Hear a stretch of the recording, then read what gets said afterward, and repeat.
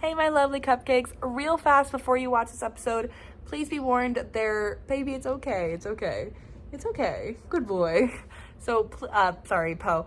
Please know that going into this, there is some sign, there is a start of a panic attack, and it can get a little overwhelming a little bit. Please know just before you go into this comic. So if you're feeling like you feel comfortable and to hear this part of the story, dive in. If not, it'll be okay. Don't worry. Like, either come back later and watch this, or watch one of my reaction videos, or come back to the comic later when you feel up to it. Okay, back to the episode. Keeping William away from the next generation of Fazbears would be a challenge. But if Scott gave him another project, perhaps that would keep him occupied. There had to be something that needed to be fixed at the pizzeria. I definitely need to write this all down. I need a pen, Scott said. He turned away, and then the ghost began to pace the halls. Scott's notebook should still be in party room A. He just needed to make a plan for Golden and the kids. This would work. They just needed to follow the plan. Scott? Golden was talking. Golden was asking for him. Scott, he reminded himself. Focus.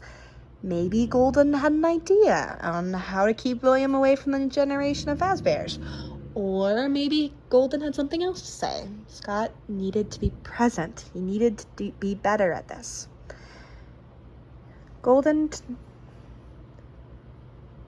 Scott turned to Golden. Before him stood Isaac. Isaac Ian Fazbear. Scott's youngest son. Isaac was shaking. He was hugging a yellow bear. Fred Plush. That was Fred Plush. He was Isaac's favorite toy. And Fred Plush had vanished at the same time as Isaac's accident. This Isaac squeezed his Fred Plush. This Fred Plush's eyes were red. He looked like a toy Fredbear. Dad? Isaac asked. He was crying. Those big brown eyes were staring right through Scott's soul. Isaac wasn't here. This Isaac wasn't real. Scott covered his eyes. He shook his head from side to side until he felt sick. Go away. Please, go away. Scott hesitantly lowered his hands. He blinked until his vision cleared. Isaac was gone. He hadn't been there at all. In his place stood Golden. Golden Freddy. Fredbear Jr., one of Scott's oldest animatronics. Golden. No, Goldie. Goldie was trembling. He was clutching himself as if he was doing his very best to keep him from falling apart.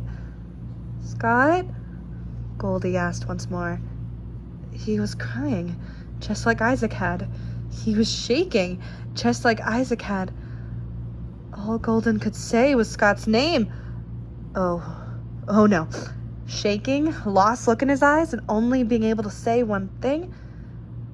That's what Isaac used to do right before he had a panic attack. Golden! Scott snapped around. He swept up to the shaking bear. Scott? Golden tried. He couldn't speak. His mind was coming undone, and he couldn't focus. It felt like his whole world was crumbling away. Hey! Hello, my loves. You survived. Welcome back. Hi, my lovely cupcakes. Thank you guys so much for watching our lovely episode of our show. I feel really bad. Golden Freddy is my favorite character, and I'm putting him through the ringer. I'm sorry, baby. I love you. So I gotta torture you. Oh my goodness, but Goldie is not okay. Also, Scott, I love you, but I've loved this part, especially the scene. I can talk about this now. I can tell you guys this. I've really been enjoying exploring Scott and Golden's dynamic in this comic because it's just been so much fun. I also love exploring the different aspects of Scott because, yes, he's been super, like, protective of William, and that's a big part of his character, at least in this arc. But, like, baby, it's okay. He's hungry. I will feed you in just a minute. I promise. He just ate dinner. I will feed you again. It's okay. I promise. But, Scott, baby! I promise I will feed you soon. I'm getting the big puppy dog eyes. Baby, wait a minute. It's okay. Okay, he won. I'll be right back. The baby Poe has succeeded. He couldn't wait for me to finish.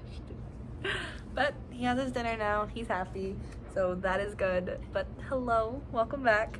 What I was trying to say was I have loved getting to explore Scott more. And the big scene that I wanted to talk about for you guys was where Scott gets so lost in his focusing on fixing the plan for Golden that when he finally turns back to see Golden, he faces something that he's been blocking.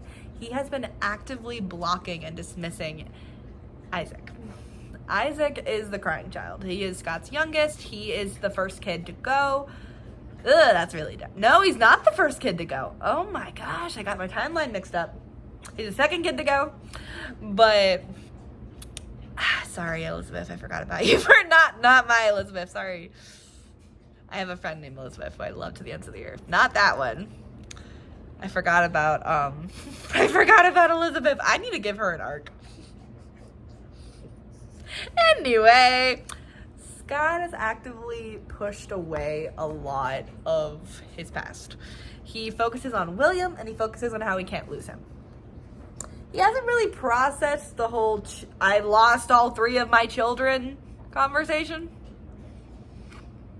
To the point where sometimes when he's so focused on something, his mind will be like, hey, you are focused on something else. So now I'm going to show you something that you've actively been hiding.